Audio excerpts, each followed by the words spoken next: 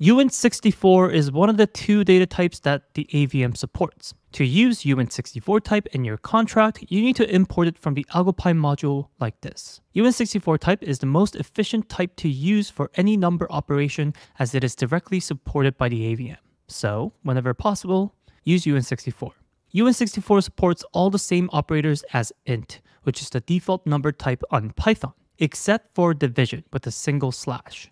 If you want to divide numbers, you must use the double slash for truncating division. To instantiate a uint64, you can wrap a number with the uint64 class and store it in a variable. If you don't provide any arguments, it defaults to 0. 0 uint64 value is false and other values are true. Like Python's int, uint64 is immutable. So when you assign a variable that contains a uint64 value to a new variable, you create a new value.